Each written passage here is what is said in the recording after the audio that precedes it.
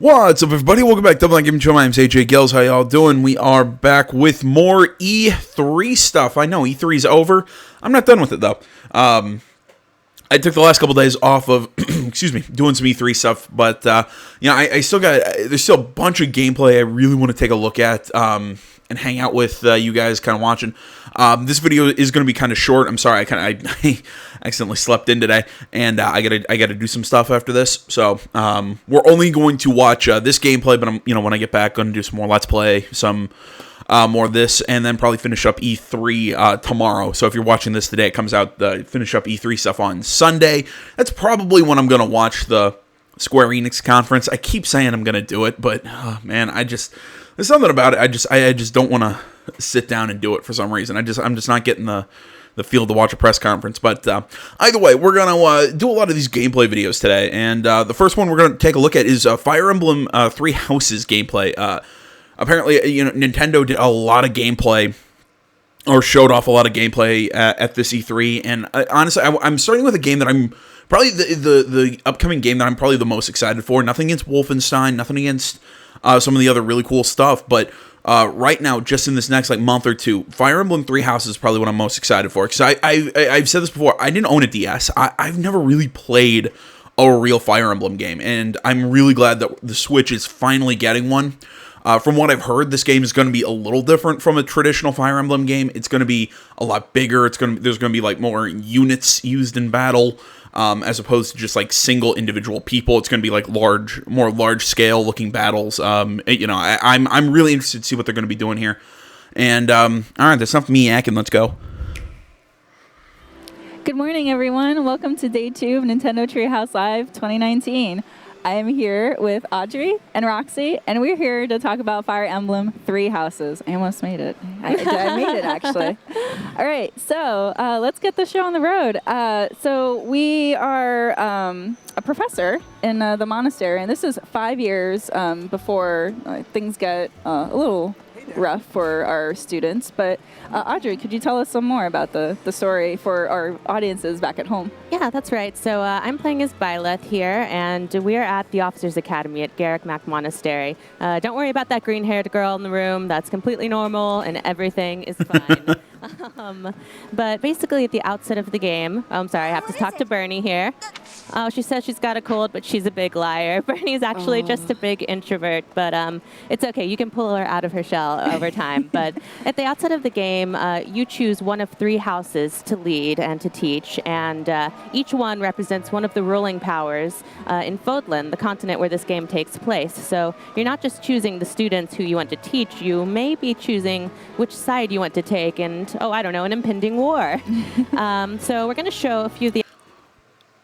Honestly, if I enjoy this game enough in my first playthrough, and I actually find out the stories are fairly different, I will do 3 separate playthroughs of this game. I have no problem doing that. Again, with everything that I know about Fire Emblem, it's very much a it's a turn-based kind of tactics style gameplay. Very Final Fantasy kind of tactics gameplay, but there's also a lot of more simplistic JRPG mechanics to it. I don't want to say simplistic, that's not right. There's stuff, that cavalry is weak to this, and this is strong against cavalry, this is strong against infantry, this is strong, it's a lot of that kind of rock, paper, scissors thing, but then there's also the RPG mechanics. So it reminds me of stuff like Final Fantasy Tactics, reminds me a little, I always see that grid-based combat and think XCOM, but mostly because that's what really got me into those kind of grid-based combat games, even though I guess it goes back further when you consider games like Final Fantasy Tactics, which I guess this game is more based off of that than XCOM. But either way, I'm getting lost in the weeds on a side thing. Just with everything that I know about Fire Emblem, and honestly, I love the look of the game. I love the anime cutscenes. I love this 3D anime sort of look to it. Stop, stupid cat. Sorry, he's sitting on the back of my chair, gripping into my shirt. No, this game looks really cool, and like I said, if I really do dig it as much as I think I will, I'd be happy to do three separate playthroughs, each with each different house. I almost said class, but whatever. the activities that you can do here at the monastery. In there is the garden. Over there's the fishing hole. But you know what? I'm a bit peckish. I'm going to run to the dining hall real quick and see what's going on there. I mean, it's morning for us, so It's I guess true. it's breakfast time. Breakfast is the most important meal of the day. So here we are in the dining hall. And, oh, hello, Dedu. Investigating Ramire Village. He's always so serious. Come on, let's get a bite. Just walk away from it. Yes. So there are multiple paths you can take in this game. The one we're playing right now is the Black Eagle path, and this is Edelgard. She's the house leader of the Black Eagles. She's an incredibly important character. I won't spoil anything for anyone who hasn't played the game, obviously, but she has an incredibly compelling and deep backstory, just like all of the characters in this game. So I hope you look forward to getting to know her. But I'm going to jump here, and let's see. Petra looks like she really wants to get in on this meal. That's going to raise her motivation. She's got that giant happy face, so like, I'm ready. Let's go for this. And then it's a professor in Night Mixer, so I'm also going to invite Manuela to the party. So I want to pull back just a tiny bit. Again, I love you get to see those old school how to put this. I've seen some battle sequences done in. Give me a second. I gotta get this cat off the back of my chair. There we go. Sorry, he's sitting back there just like digging his claws into the chair. It's distracting me. What the hell was I talking about? Right.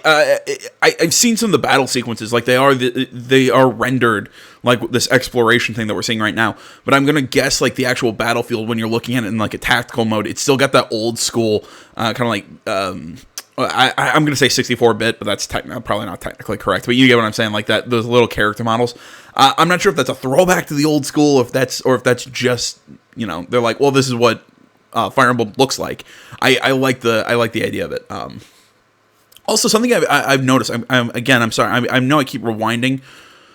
But I want to watch this. I want to watch this bar at the top of the screen. Obviously, but she has an incredibly compelling and deep backstory, just like all of the characters in this game. Okay, and it disappeared. I look forward to getting to know her. But I'm going to jump here. Okay.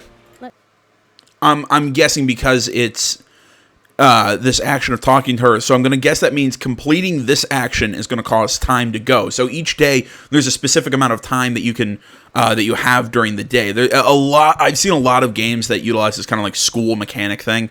I've seen a lot of games use something very similar to this, and it makes complete sense that this game would have one too. Let's see. Petra looks like she really wants to get in on this meal. That's going to raise her motivation. She's got that giant happy face, so like, I'm ready. Let's go for this. And then it's a professor in Night Mixer, so I'm also going to invite Manuela to the party. And we're going to chow down. And one of the really cool things about the monastery activities is that not only is it really fun to interact with all of these characters like never before in a Fire Emblem game, everything you do has an effect on your game. You can see that dining with Petra increased her motivation. That's going to allow me to do more with her when we're in the tutoring phase. It also gave me more points so that my professor level went up. And having a higher professor level means that you have more activity points, more battles you can do, and you get more gold to spend on those all-important vulneraries. Nice. And look, I completed a quest along the way, so we're doing pretty well here. Nicely done. Yeah. Got that off the checklist. Yep. This might seem like a weird question to you guys, but how to put this? Do any of you really like this whole school thing that a lot of Japanese games do? This sort of like a boarding school academy type thing. This has it. Valkyria Chronicles 2 uses something like this. Trials of Cold Steel uses a similar system, or it's set in a school like thing. I think one or two of the Final Fantasies was also like this. Personally, it's a very Japanese thing that apparently hasn't really transferred well with Western audiences. I can never figure out why. I'm just curious to know if you guys, do you like it? Do you not like it? Like, I don't know. I'm just kind of running a poll on what you guys think about it. I personally like it. I like the structure of the school mechanic. I like it because it usually gives us a chance to really interact with a bunch of characters and kind of go through our days. I get how I loved it in Bully when we got to run around and actually be a student in that game. I thought that was really neat. Sorry, my cat keeps distracting me. Now he's somewhere in my room clawing something. but yeah, I really like this school concept again, just from an RPG standpoint. I think it's going to be a. I mean, I'm not going to say it's going to be anything wholly original, but I think it's going to be a lot of fun to kind of play around with. And again, those action points for exploration and having to it tells me that I'm going to have to really plan what I do each day. It kind of reminds me of Persona, which another game that utilizes a sort of school mechanic where you can only do so much every day. So you figure out who you want to interact with to help boost your its confidence in Persona 5. But to me, it'll always be social links.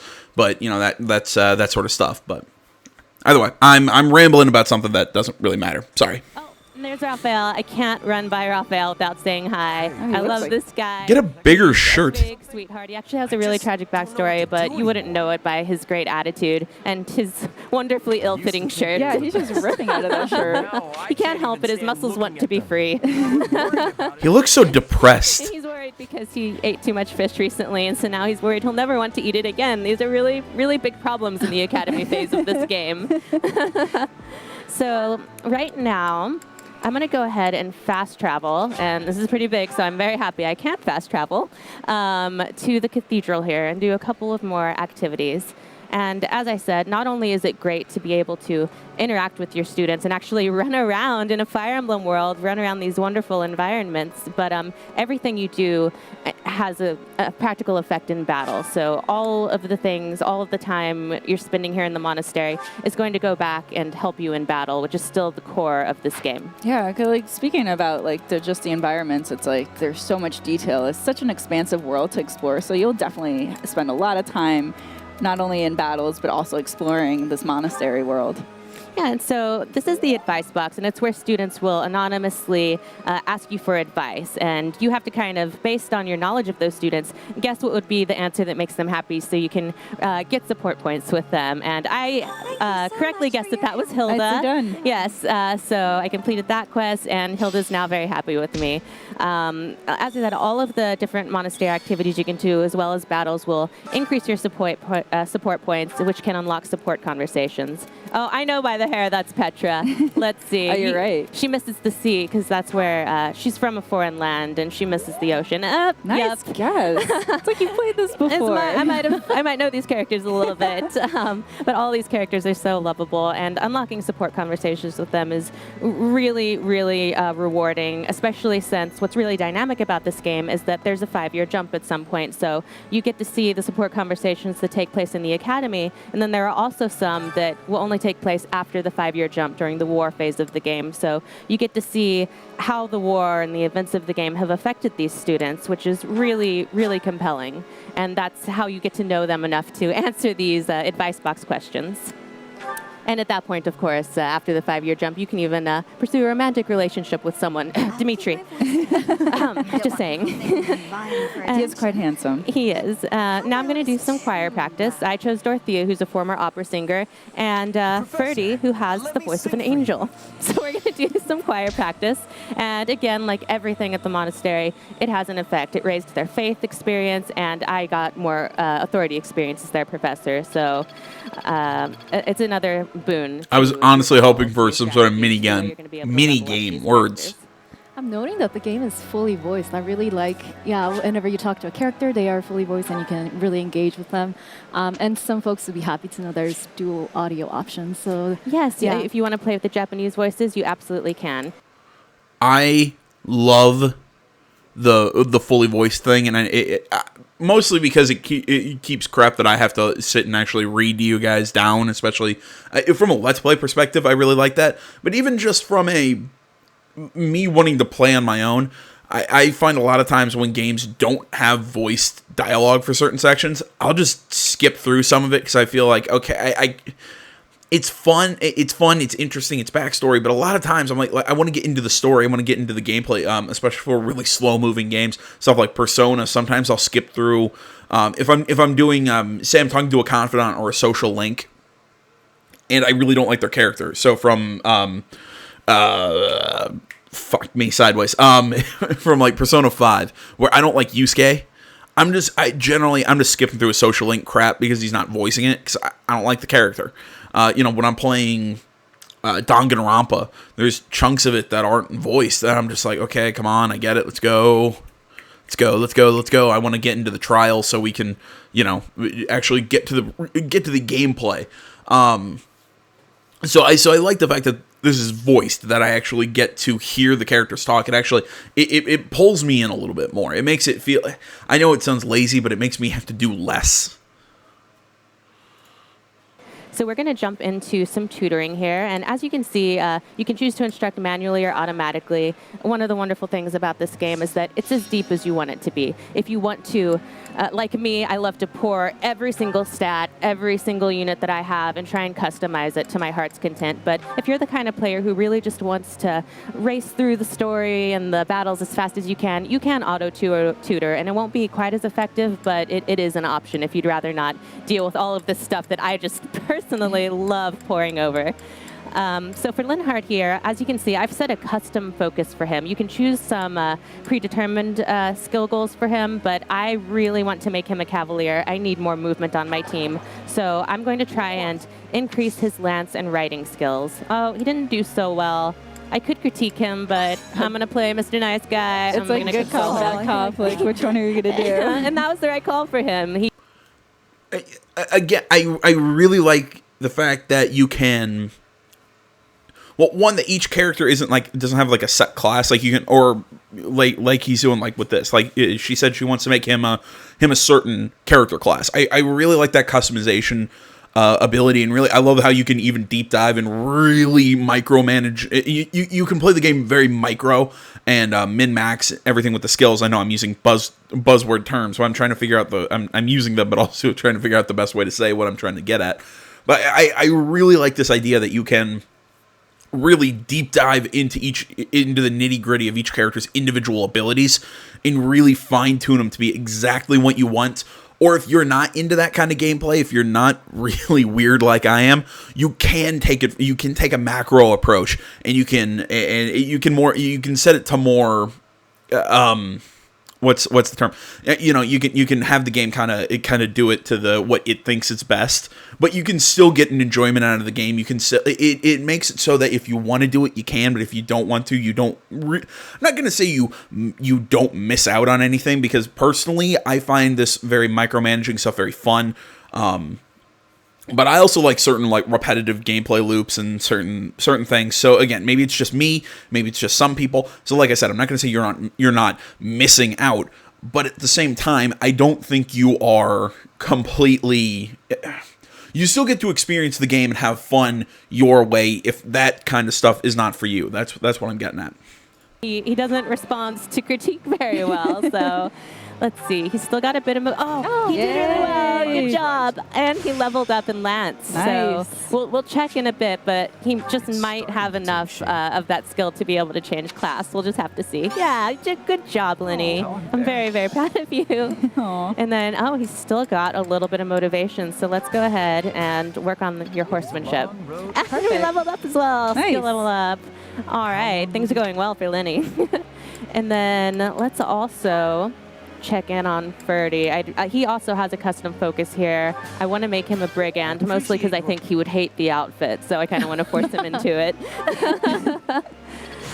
That's vicious. And another skill level up. He's doing really well here. As I said, I've been very focused on getting all of these skills up to the level they need to get the classes that I want. It's very good to point out that there's each character has a specific affinity for a class, but you can dictate how you want to play it, just the way that you want to play it. Right, so they fit sort of the synergy of the rest of your army and how you like to play. Exactly. It's dependent on strategy, or it's even dependent on the way that you want to play. Absolutely.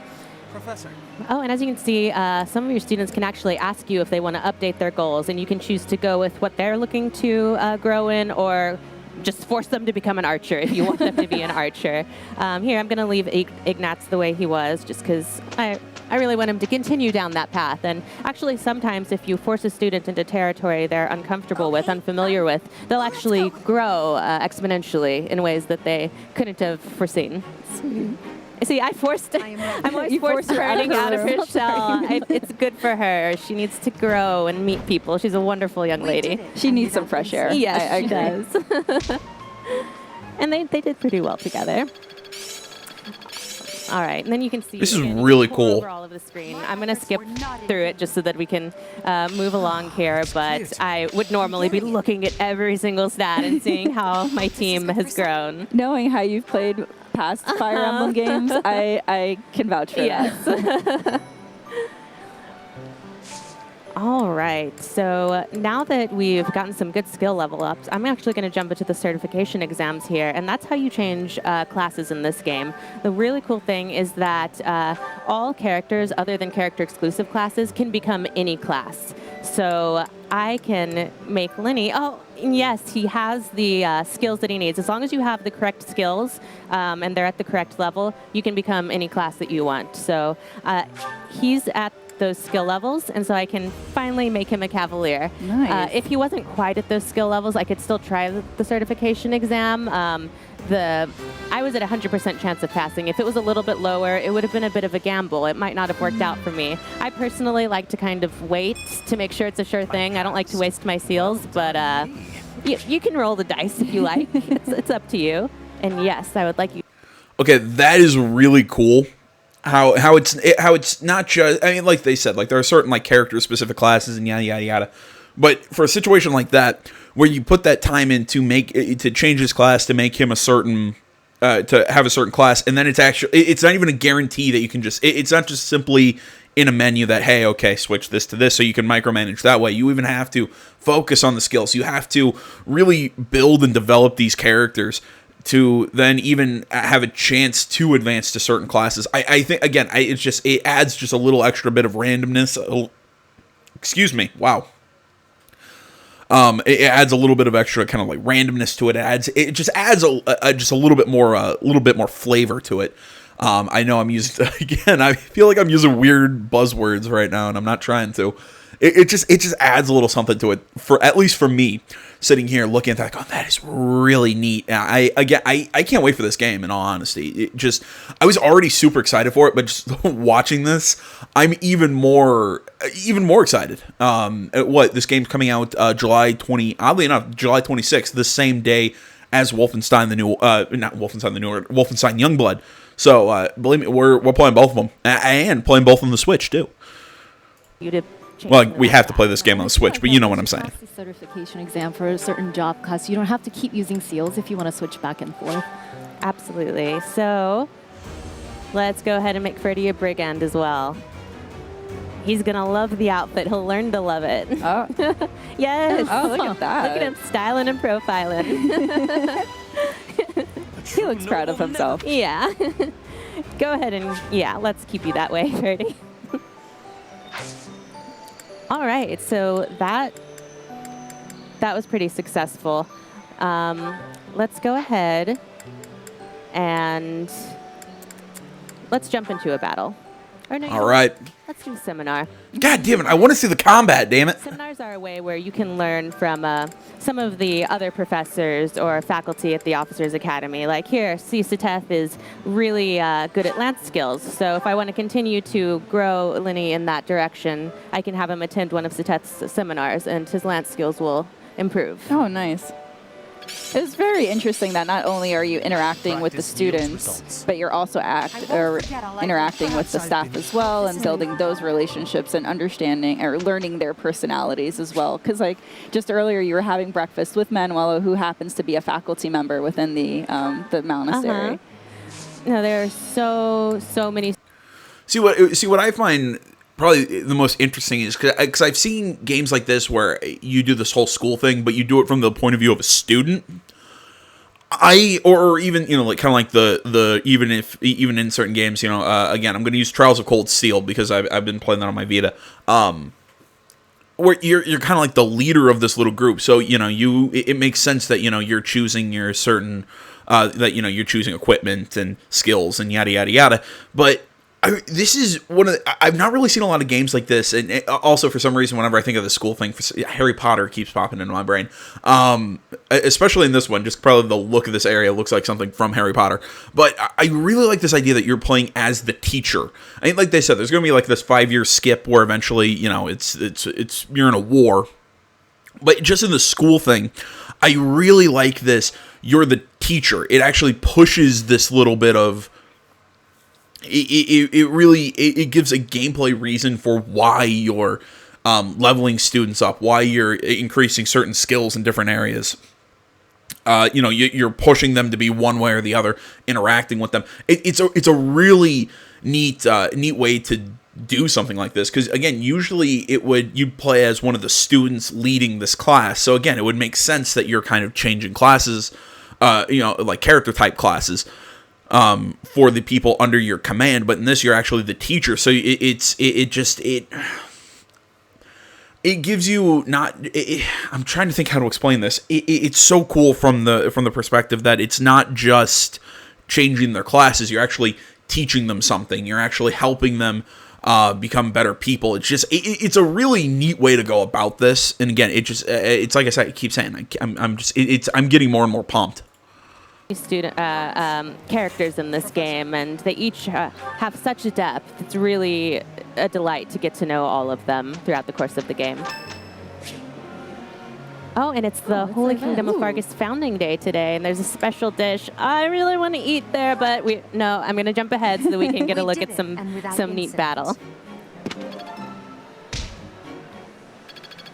All right. One step before the next. My students are doing so well. I'm so proud of them. I love seeing that level of it. Yes. As a teacher and a professor, it is satisfying. Oh, and it's Marianne's birthday, and she's a sweetheart, so I'm going to go ahead and buy her flowers.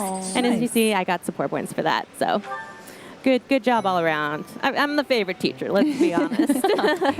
I do like that you get to interact with students in the other houses too, regardless of the house you initially choose. Yeah. There's an option to interact with them, possibly recruit them. Yeah, if that's you a great plan point. So you're well. not just stuck within the students that are particular to a house. You could always recruit them over to the house that you're currently following.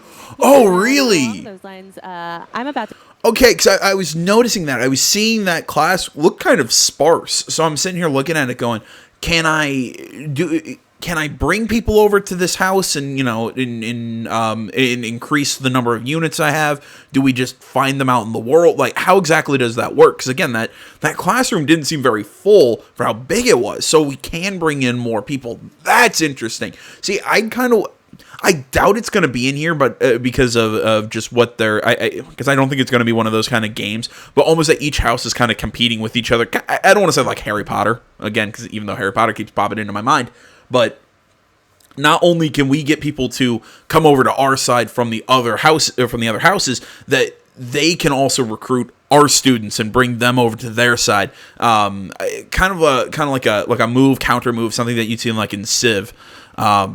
I highly doubt that's going to be in the game, but I really do like the idea that that there's a reason to interact with the other students and not just the ones in your house. To do a paralog battle that requires Raphael and Ignatz to take part in it. And Raphael and Ignatz are not actually Black Eagle students. They're both from the Golden Deer, but I loved them so much during my Golden Deer playthrough. I couldn't bear the thought of going on without them, so I acquired the skills as a professor that they wanted to grow in, and since I was able to do that, I was able to recruit them. And because I recruited them, I was able to access this paralog I otherwise wouldn't have been able to play. So I'm skipping right past this story moment here so that players can enjoy it at home. But basically what's happening is that Ignatz and Raphael are from a merchant families, and merchants are being attacked in the Alliance. So they want us to go and help them. And of course, we're going to go help them. It's We're very heroes noble after deed, all. yes. Yes. Doesn't make any. Agreed. You're gonna go. I just love Raphael. He's the best. See, again, I also like how because of this recruiting thing, each playthrough can be a little different. It gives you a reason to do multiple We've seen playthroughs. a glimpse of the calendar a few times, and that's really notable because you live by the calendar in this game. It determines when you take part in special battles, when you can do additional training opportunities, when people's birthdays are, special holidays, tournaments, all kinds of things. So you really want to keep an eye on the calendar. All right, we're going to go ahead and jump into this battle. Oh no, There are the merchants. Oh, so even out here in the map, it's still this rendered look. Okay, I figured that looking, I guess it must just be a throwback to older Fire Emblem games, just from what we're seeing in those menus, those little character models. they're in a load of trouble because that guy doesn't look friendly. Oh Monsters yeah, are not at taking all. those merchants again. Looks like they are. So my group Let's starts get up started. split up, and as you may have seen, the objective here is to defeat the commander Merchants could probably escape. and obviously protect the merchants. That's pretty important. So you're employing proper flanking maneuvers, which is already, it looks pretty good. Yes, yes, and that's why I'm really happy that I made Linhardt a Cavalier here, because that gives me a lot of movement at my disposal, and I really want to be able to get over to this drawbridge over here. Ooh. So first I'm going to use a Oh, you combat can arts, and I'll dismount? go to that Oh, yeah. drawbridge. Combat arts are returning. You might remember them from Shadows of Valentia, and there are a bunch of new ones in this game as well. So I'm going to go ahead and unleash one. They're very powerful, of course, but they also do lower your weapon durability very quickly. So you can't just spam the combat arts. You have to be very strategic about how you use them. That is very good to point out. Oh, he lost a lot of health. All right, one, I like that combat animation. It's just fun to look at. Two, did anyone catch it when again I said it when she was looking at the all the options. Apparently, can your cavalier or your cavalry, whatever the hell you want to call them, can dismount off their weapon. Now, here's my question though: what exactly does that mean? Like, what does that do? I want to see that specifically. I mean, does it? It's got to give you some sort of bonus, because I mean, obviously your movement's going to go down, but what does it boost your help you boost defense? Does it let you do? What's it let you do there? I'm really curious about that. There, we might get to Need some see reinforcements. Lenny die. Oh, We'll no. see what happens. And because he is a mounted unit, he can move again after attacking, so I can just kind of scoot him away from those enemies, perhaps. Stay focused. Teacher to the rescue. Yes. Hands off my students. I do love like these battle sequences that it's not just between the opponent and your character. There's like action and battle happening, so it adds that immersion to what's happening on the field. Absolutely. And there's my archer. It's always important to have a good archer on your team. And Ignatz is the best in the business. All right. So I think No, I said this, man. I was already sold on this game. I'm even more sold. So I can go ahead and start scooting Hubert and Bernie over this way. She made it out of her room. She again. did. I'm so proud Again, of her. I'm forcing her out of her room. But well, what I'm trying to do with Linhardt is to move him over to this drawbridge, because if I lower that drawbridge, then I can get these merchants away from this really mean-looking giant wolf over Oh, here. wow. He's gonna scoot his way closer and closer to them, and I don't want that to happen. So let's do our best to prevent that. Meanwhile, while we're doing that over on the left side, here on the right side, I'm gonna try and inch closer to the commander so that we can maybe take him down before he causes any more mischief. Start when down their forces. I want to watch something right at the end of the next combat. Give me a second. Because they're All right, one. All right. It just how smoothly it flies from the battle anime. This is just a super small detail, but I really love it. Watch Laying this. down their forces. yes. And so She flies in. See how she's here at this angle, and then as soon as we pop down into the battle camera, see she's still at this angle over here to the right, right in front of him, to the right and diagonally. We get to see that here. I really like how he even keeps their position on the field, similar in this battle camera. But again, there's one other thing I want to show at the end of combat. Because they're All right, see, this might have been in other Fire Emblem games. Like I said, I've never played a Fire Emblem game. I've seen them. I've seen gameplay of them. I've just never played them, and so it's always been something I've been interested in. Just never had the DS to play them. I like how your skills even go up for attacking in battle. So even if you so it kind of lets you again micro even further that. Okay, I've pretty much I've got this battle handled, but I'm gonna maybe spend some extra time. Maybe tank with some other characters. So say if with this character, I can keep boosting her skill in one thing. They're not major increases, but I can still boost her skill in one area while everyone else kind of tanks some damage. It's kind of like farming for experience in games like XCOM and other things. It's a neat way to do it. really beautiful, and as you can see, they actually zoom in on where you are on the map. It doesn't just take you to kind of a generic location, which is really cool, but for the sake of time, I'm going to try and force myself to skip the animations. It's painful, but I'll go ahead and try and do that. Well, the folks at home, luckily this game is going to come out soon, so the folks at home will be able to experience this on their own and get through all of these, meet all these characters, experience all these battles, and dictate how they want to play. I do like Audrey's point, the camera zooms in when you engage an enemy, and the 3D environments of the map. I like the fact that you can adjust the camera angle too. Like if you like the overhead view like traditional Fire Emblem, or if you want to like explore the environment a little bit, make it a little bit more scenic. Yeah, that's something that's always been a real great thing about the Fire Emblem series, is that you can customize your battle to your heart's content. You can decide to skip animations, turn them on, off, all kinds of things. So, like I said, I love just watching all of those things, but you really don't have to if you'd rather just get right to it. Yeah. Good job, Hubert. Well done. Let's see. I think that's the best we can do. Oh, look at that. That actually unleashed a gambit. So as you can see, those guys behind Bernadetta, those are her battalion who I've assigned to her. And because I've assigned them to her, she was able to use their gambits, which did her really well here. Was able to defeat that enemy. Yeah, she got a crit in that one, too. And it never would have happened if she hadn't left her room. So proud. Yes, another gambit. Nice. Wow. Okay, so I'm curious about that. I mean, I doubt I'm really going to see this until we really get into the game. But even this battalion that you give to the, because okay, I'm trying to think here how to explain this. So each character is kind of the commander of a smaller battalion, so they're backing them up, and they also. They're not there just for visuals to give it this kind of, this is something more grandiose than just a one-on-one combat. They actually affect they're an equipped item. I really want to dig into that. We might just save. We probably don't have time in this video, but. And I leveled up. Such power. Truly amazing. If I don't say so myself, truly amazing. Indeed. Huh? It worked out.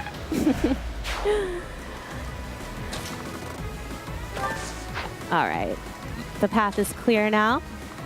And using my brand new Cavalier, I was able to get over to this bridge and lower it for those merchants. So they can run away from that massive wolf, which we haven't actually just mentioned yet, but it covers like 4 spaces on the map. Right. It just shows how monstrous and massive that character is versus all the other units on the field. He's incredibly powerful too. It takes a long, yeah, look, he's 4 spaces. He takes a lot to whittle down his health. Yeah, and positioning is so important in Fire Emblem. At the end of your turn, your units are vulnerable to enemy retaliation, depending on what position they are. And so these bosses that take up more than one square, that really open up just like different possibilities of positioning. So there's one more important battle that I'd like to show. So I think we're going to go ahead and switch over. Yeah. We're not going to be able to defeat this commander today, but I'm going to leave that great pleasure to the viewers at home whenever they pick up the game. So we're going to jump right into a story battle right now. And I jumped into a bookmark here, and so I've already gone through quite a bit. I'll just run through my strategy so far. We started off over here, and as you can see, this is a real labyrinth here. So I splitted my units in half. I sent my mounted units who have higher movement over this way so that they can kind of go through there and figure things out, while my more powerful units went over here where there were a lot more enemies and a lot of traps. So now we're over here. We've opened these doors, and my mounted units have made their way through this maze. So we're in a pretty good spot, I think. And still deploying a flanking maneuver because you have them on both sides. And I was able to open the door here. One thing that I think is really important to do when you're in one of these sprawled out maps is to kind of choose a key bearer. So I have Sylvain here as the key bearer on this side, and whenever there's a key, I make sure that it gets over to him so that I always know who has the key. I can make sure that's the person I'm sending towards the doors. That makes sense. I'm noticing these are students from the Blue Lion house. That's right. Oh, yeah, we're playing a different house now. That's a good call. In this save file, we're playing as the Blue Lion path and as female Edelgard. Or Byleth. Oh, sorry, female Violet.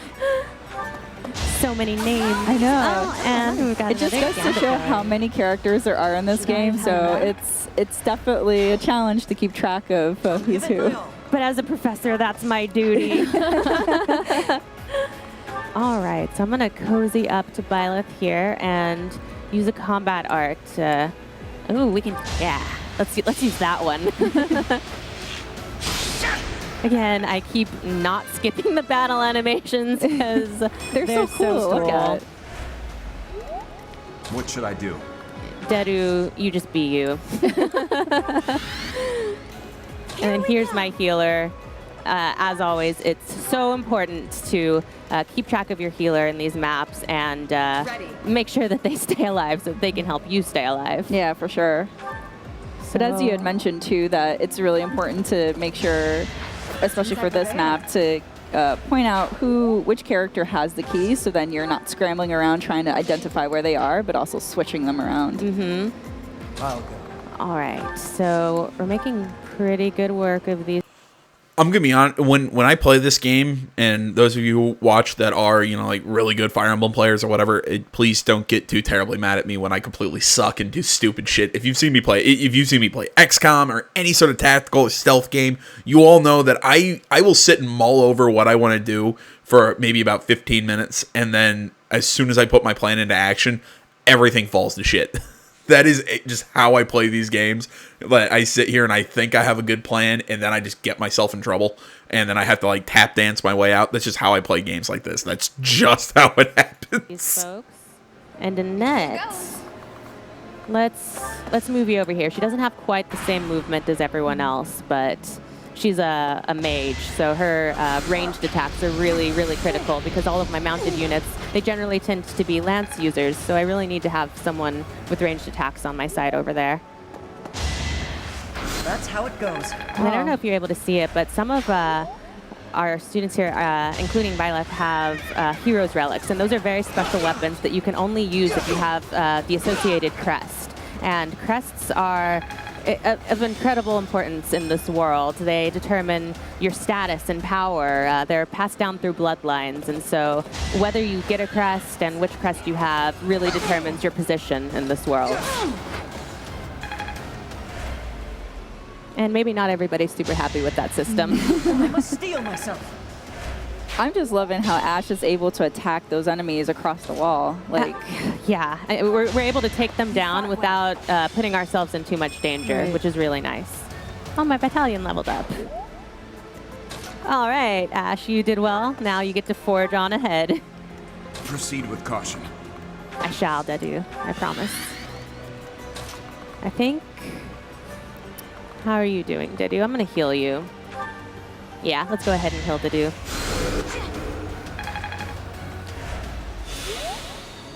All right, thank you, Mercy. Well, let's go back over to this side, and there's a lever here. So let's flip it. Still a few enemies to take out here. So let's send Sylvain up this way. Take that guy down because he's blocking one of the warp panels I want to use. Normally, you would need to check all of these warp panels, see where they take you, but I just happen to know which one I want. I'm going to go ahead and go straight there. It's almost like they're supposed to know that shit. Oh, yeah, let's use Rally because Felix, he's a bit of a downer. He needs some pep in his step. And then we're all going to move closer to the panel, which is okay, just gonna not take out that enemy. Where we need to be to get closer to the Death Knight, who sounds really friendly, doesn't he? Yeah. If we have time, we're going to go and try and say hello to him. Yeah, I'm not so sure if the title Death Knight is. Yeah. Right? Yeah, his mother should have thought twice before naming him Death Knight, maybe. So just to reiterate to the folks at home that are just tuning in, this is Fire Emblem 3 Houses, where you play as a professor to basically encourage students and just prep them up. You can play however you want. There's a lot of depth in this game. There's a really deep narrative story. All of these characters have their own personality. And right now we're playing a bit earlier in the game where it's before the 5-year jump, which if you tune in on yesterday's Nintendo Direct, you got a little bit of a preview of what happens after that jump, but this game is really, really cool, and we're really excited to show it to you today. Yeah, and that was just a taste, what you saw in the trailer. Their stories, their... Sorry, I haven't chimed in here for a second. I really like that idea of that 5-year jump of getting to see what happens and how it causes. But even then, you heard a lot of the characters say that, you know, this is one hell of a class reunion. That this is it's friends having to fight against friends. I think that whole that whole thing is going to be really interesting to see. Yeah, again, just God damn it, I keep pausing in just to come and say, oh my God, I can't wait for this game. But man, I can't wait. The game looks so freaking cool. Their backgrounds are all so complex. You can't tell what's going on until you play the game. So you have a lot to look forward to, viewers at home. All right, so my key bearers here at the door. We're going to go ahead and say hi to the Death Knight pretty soon. You know what, Sylvain, you're a good man, but I'm going to go ahead and let your professor do the hello. Oh my gosh. Because Death Knight is very powerful and very, very scary. This is risky. We're all very scared of him. So let's go ahead and end this turn. Just give up. And then one thing I want to point out is that, well, first I'm going to defeat this enemy, and then I'll point stuff out. But say I had royally messed up in battle and, God forbid, let one of my students get defeated. There's actually a way using Divine Pulse where you can go back and you can redo the whole match if you want, or you can go back a few moves. And this is obviously very powerful. It's very limited, so you have to use it strategically, or you can choose to just not use it at all and just live with the deaths. But it's actually a great way to not have to reset a whole 30-minute battle if something doesn't go your way. Yeah. So it's a neat option for fans. It's also important to note, too, that right now you're playing in the normal mode. I'm playing in classic mode, which means that when people die, they stay dead. So, yeah, Divine Pulse is a great way to get around that. Counteract the... Yeah, and go and kind of rethink your strategies.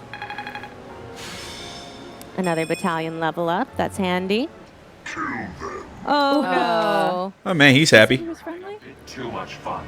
Yeah, so we're going to stop right here. Right here. Before he, over here. Because this friendly fellow just got a little less friendly. So. You said he was friendly. Yes. But yeah, I should have pointed out that not only do you need to either take down the Death Knight, which is difficult, or take down all other enemies on that map, which there were a lot of them, you have to do it in 25 turns. Oh my gosh. So, yeah. So there are conditions and challenges to every battle. Yes. Cool. But that was just a little sneak peek at Fire Emblem Three Houses. As we mentioned, it's coming out July 26th, so you won't have to wait long to get your hands on it. Yeah. Thank you so much for running this through with us and explaining everything. There's a lot of content for sure to run through. It's a very deep game. So thank you so much for...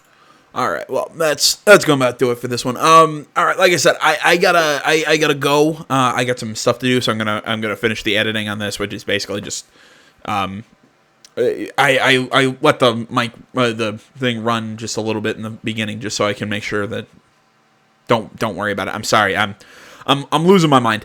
Either way, I'm gonna get this onto my computer and then upload and set it to upload, go run my errands, and then come back and keep doing stuff like this. Again, I mean, other stuff that I plan on checking out, Astral Chain, I think is what it's called. We got some Destroy All Humans. I know we got some look at Control. I think Greedfall was here at E3. Greedfall's a new RPG that's really kind of caught my eye. every here and there. But so I want to see if there's some gameplay for that. There's some other Nintendo stuff. Vampire the Masquerade Bloodlines 2, I think we got some gameplay. So we got a lot of really cool stuff. We got to look at a lot of really cool stuff at the E3. So again, that's my plan for a lot of today. But like I said, I do got to go do some stuff. So thanks for watching, everybody. Facebook, Twitter, the website, minds.com. Links to that stuff is down in the description below. Like, comment not already, please subscribe to the channel. Oh, I forgot to kind of finish my final thoughts. No, I think I said everything that I wanted to about this game throughout the video. I think it looks awesome. I love the grid-based combat. I love the RPG mechanics. Fire Emblem has just been one of those games that has, for the longest time, seemed to have everything that I really would love in a game. I just never had the platform to play it. Now that I do, I'm very excited. So, like I said, I'm going to leave it there because I do need to end now unless I don't want to, finish uploading this. Thanks for watching, guys. Social media's in the description. Like, comment not already. Please subscribe to the channel. Stay tuned more next time. Till then, my name's AJ Gels. This is Game Channel. I'm out.